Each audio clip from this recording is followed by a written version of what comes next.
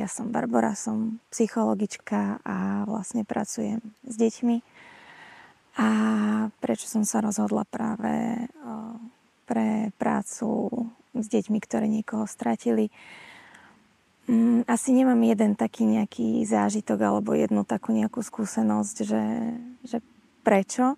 Na tábore sme s tými malými deťmi väčšinou išli len cez hry alebo cez práve nejakú takú blízkosť a nadviazanie toho vzťahu to bolo asi také najdôležitejšie, že vidím tak na blízku, keď to potrebujú, nejaké tie objatia a ten čas strávený spolu.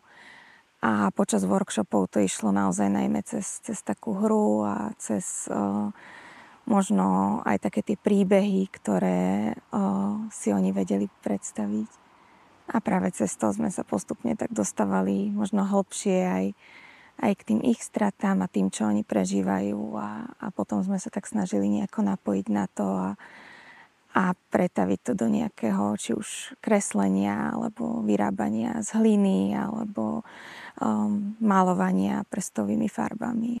Mala som skúsenosť s jedným dievčatkom, ktoré sme mali v skupinke, ktoré naozaj prišlo také veľmi ustráchané a nechcelo vlastne sa zapojiť pomaly do žiadnej aktivity. Bolo jej potrebné veľmi tak pomáhať a byť jej tak na blízku a tak sprevádzať ju počas všetkých tých, či už aktivít v tábore, alebo aj tých workshopov práve, ktoré tu sú. A stratilo babku.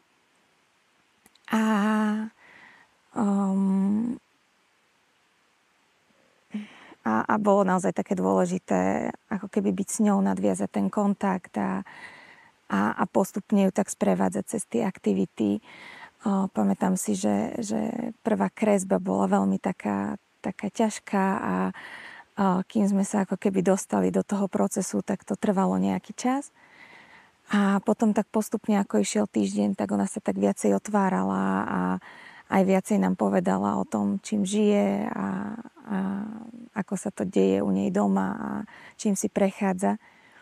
A naozaj postupne sme sa po takých veľmi, veľmi maličkých krokoch, ale podľa mňa pre ňu veľmi významných, dostávali tak postupne a otvárali a ona nám potom povedala o sebe viac, ukázala, aká je a zažívali sme spolu chvíle radosti, smiechu, ale aj také ťažšie a spolu sme si tak tým prechádzali. Mne táto práca alebo táto skúsenosť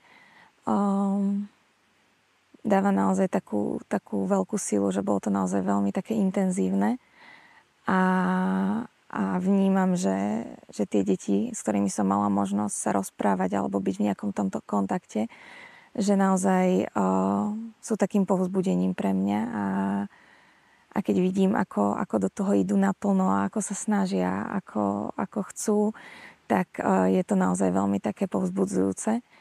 A naozaj takéto, tie vzťahy sú také veľmi intenzívne a takéto priateľstvo a aj prežívanie takej tej radosti naozaj, že tuto to bolo o takom prežívaní toho prítomného okamihu, že nemuseli sme sa zamýšľať nad tým, čo bude, čo bolo, ale že žili sme naozaj tu a teraz a čo prišlo, tak to plynulo a tak sme išli na takej spoločnej ceste. No podľa mňa, kto by chcel takto pracovať s tými deťmi, je dobré možno začať naozaj tým kurzom, ktorý v Plamienku prebieha. A ja si myslím, že ten kurz je veľmi potrebný, najmä z toho, že najprv ako keby je potrebné prejsť cez tú vlastnú skúsenosť a nejakým spôsobom zažiť to na sebe, aby sme potom mohli niečo odovzdávať ďalej. A naozaj aj také prežitie si tých aktivít najprv sami na sebe je podľa mňa veľmi dôležité.